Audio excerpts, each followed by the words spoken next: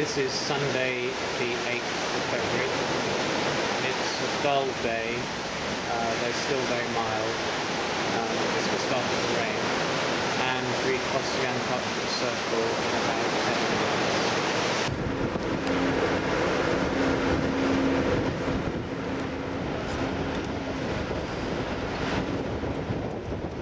A bucket of ice cubes has appeared on deck, and several trays of blue cocktails. People are gathering on the rear deck.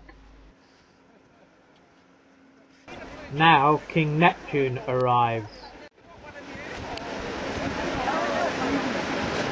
He is assisted by a penguin. And now the horn is about to sound as we cross the Antarctic Circle.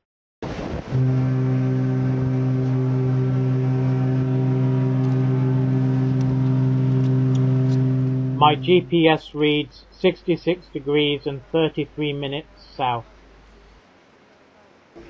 That's the Antarctic latitude. Neptune wishes us all stormy weather and much seasickness.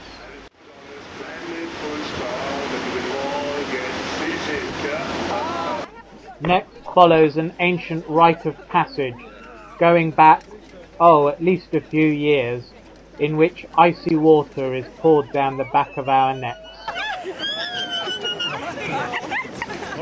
Liz's turn next.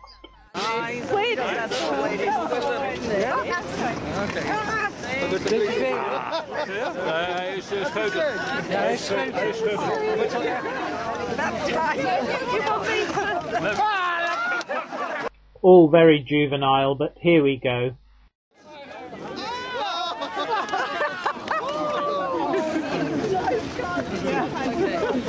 Time for a drink.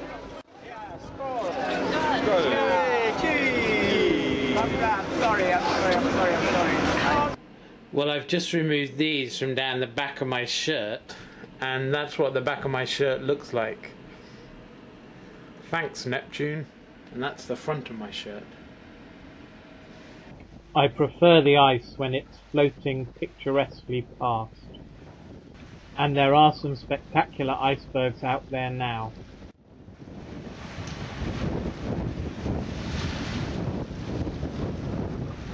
Here's the view from inside.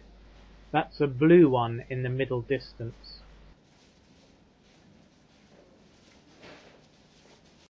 Icebergs, icebergs, and more icebergs.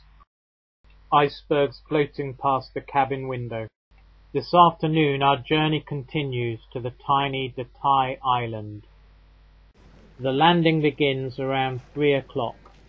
That's Liz getting out of the polar circle now.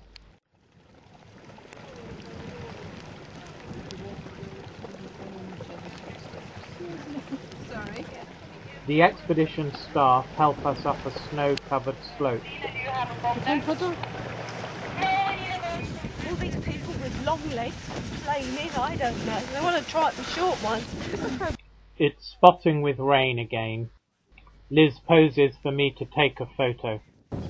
This is Detaille Island. Apparently they don't often manage to make landings here.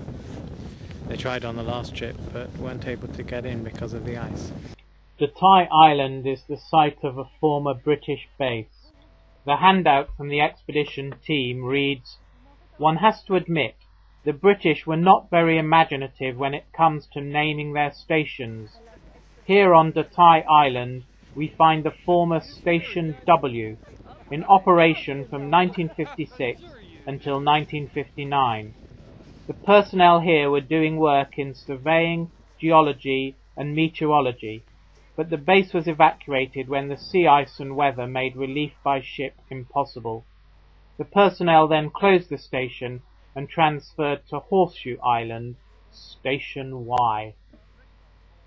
This outer storage shed is filled with mouldering crates and rotting sacks of coal. The rocks are covered with broken timber and another pile of coal.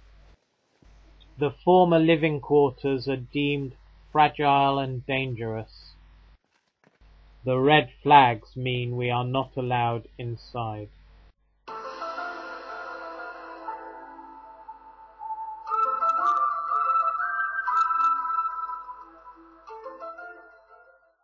There's the lady with the brolly again, the eccentric Englishwoman abroad. Icebergs come right up to the beach. There are mollusk shells in amongst the rocks. But not much wildlife here.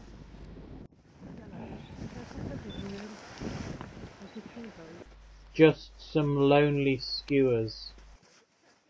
Oh, and a single penguin on an iceberg. Oh, bless. We join the queue for the boat back to the ship. Suddenly my foot slips into a hole. As my life flashes before my eyes, one of the expedition staff digs me out. On the way back to the ship, the boat driver takes us for a tour of the icebergs. He stops to let us photograph some of the more interesting formations.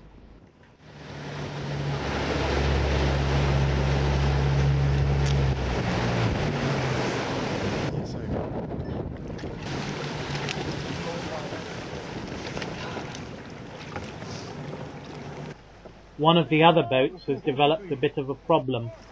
Oh dear. Oh, it's broken down.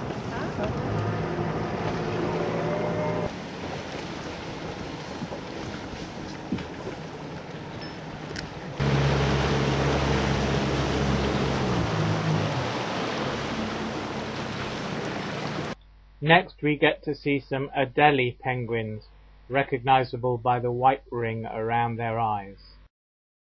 Nearby is a cave in the ice, and now it's time to head back to the ship.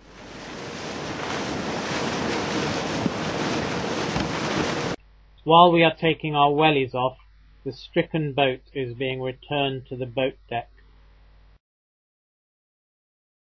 Let Liz explain. It's broken down. I'm not sure what happened, but we saw it being towed with the poor people on. It was obviously easier to tow it than